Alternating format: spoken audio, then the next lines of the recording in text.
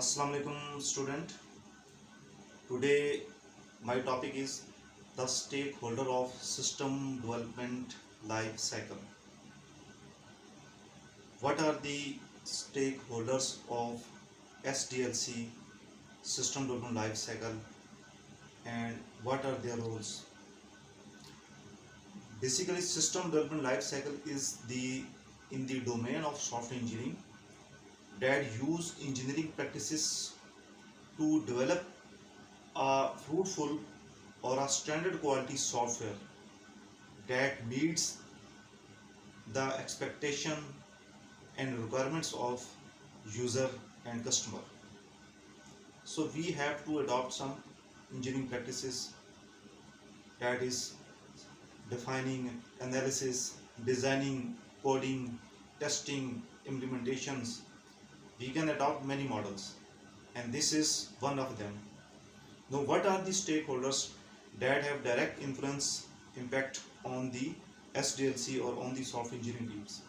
जब भी कोई प्रोडक्ट सॉफ्टवेयर इंजीनियरिंग टीम बना लेती है तो उस प्रोडक्ट बना के वो जब किसी कंपनी को दे रही थी तो उसमें मुख्तलिफ स्टेक होल्डर्स जो होते हैं वो इन्वॉल्व होते हैं जिनका डायरेक्ट इम्पैक्ट होता है उसके ऊपर।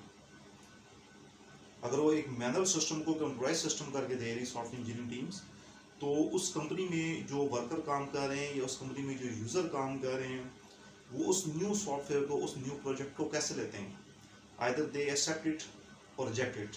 फर्स्ट स्टेक होल्डर्स में कंपनी ऑनर्स होते हैं कि वो उस न्यू सॉफ्टवेयर को, उस न्यू अपने उस फैक्ट्री के लिए, अपने उस एरिया के लिए, अपने साइट के लिए, अपने ऑफिस के लिए या स्कूल या किसी भी ऑर्गेनाइजेशन के लिए उस नए सॉफ्टवेयर को कैसा समझते हैं कि either they feel it better to implement और वो उसमें उनका बजट अलाउ करता है उसको कि वो उस नए सॉफ्टवेयर को इम्प्लीमेंट करें। First owner of the institutions, owner of the factory, owner of the organisations.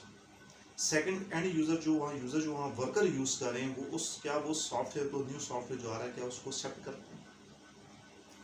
Third software team, system analyst जो उसमें काम कर रहे हैं, जो सिस्टम एनालिस्ट जो नए बना के देना चाह रहे हैं, क्या सिस्टम एनालिस्ट के लिए वो सॉफ्टवेयर, वो प्रोजेक्ट सूटेबल है? अब ये नहीं कि उसके एक्सपेंसेस इतने ज़्यादा आ रहे हैं, सॉफ्टवेयर टीम जो उनके अपने एक्सपेंसेस इतने ज़्यादा आ रहे हैं उसको डेवलप करने के लिए, लेकिन ऑनर या कस्टमर उनको उस लेवल की वो जो है ना पे या वो सैलरी नहीं दे रहे तो फिर वो उस प्रोजेक्ट को छोड़ देंगे।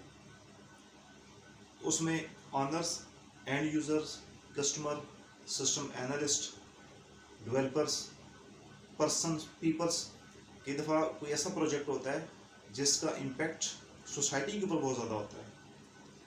कई दफ़ा कंपनी ऑनर भी चाहता है उसको इम्प्लीमेंट करना, कंपनी के स्टेक होल्डर भी चाहते हैं, यूज़र भी चाहते हैं, लेकिन जो पर्सन्स, जो कम्युनिटी, जिस कम्युनिटी में वो इंस्टीट्यूशन एग्जिस्ट कर रहा होता है वहाँ पर्सन्स का बिहेवियर इतना रेजिस्टिव होता है, वहाँ से इतनी ज़्यादा रेजिस्टेंस आती है कि कंपनी ऑनर उस प्रोजेक्ट को इम्प्लीमेंट नहीं कर पाता।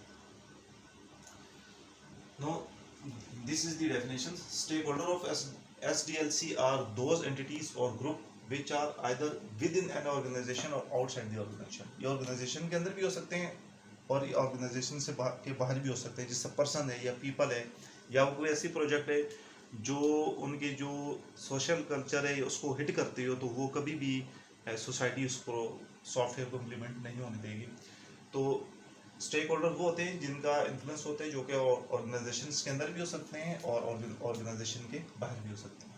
सेकेंड, दे स्पॉन्सर, प्लान, डेवलप और यूज अ प्रोजेक्ट। जितने भी पर्सन इन्वॉल्व हैं इसको स्पॉन्सर, फाइनेंशियली स्पॉन्सर करने में, इसके प्लानिंग में, इसके डेवलपमेंट में और इसको यूज करने में। इसमें यूज में एंड यूजर आ गए या कस्टमर आ गए। All these are the stakeholders of SDLC।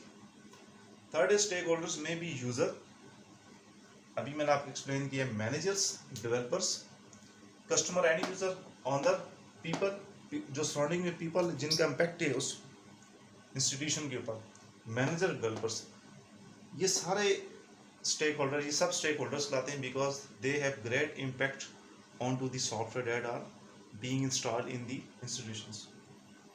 Fourth, it is the duty of the project manager. Project manager जो सब चीज़ को मैनेज कर रहा है, इसकी मैनेजमेंट टीम की ड्यूटी होती है to identify the stakeholders, कि वो स्टेक होल्डर्स को आइडेंटिफाई करें, determine their requirements, expectation and manage their influence to ensure a successful project. ये बेसिकली ड्यूटी होती है इसके प्रोजेक्ट मैनेजमेंट टीम की कि वो स्टेक होल्डर्स की रिक्वायरमेंट को डिटरमाइन करे. सबसे पहले वो डिटरमाइन करे कि इसमें स्टेक होल्डर्स कौन कौन से, उनकी एक्सपेक्टेशन, उनकी रिक्वायरमेंट को डिटरमाइन, और सब वो देखें क्या क्या वो उनकी जो वो सॉफ्टवेयर बना के दे रहे हैं वो उनकी रिक्वायरमेंट्स को, उनकी एक्सपेक्टेशन को मीट कर रहा है, and they have to manage their expectation. ऐसा नहीं हो सकता कि आप उनके मुताबिक 100% आप उनको चीज़ डिलीवर करें system, but you have to adopt a suitable way, a sensible way to manage, to satisfy all the stakeholders that have great impact on the software, on the product that the software engineering teams are going to produce or going to implement in that institutions, in that organization or in that factory. Okay, thank you. Allah Hafiz.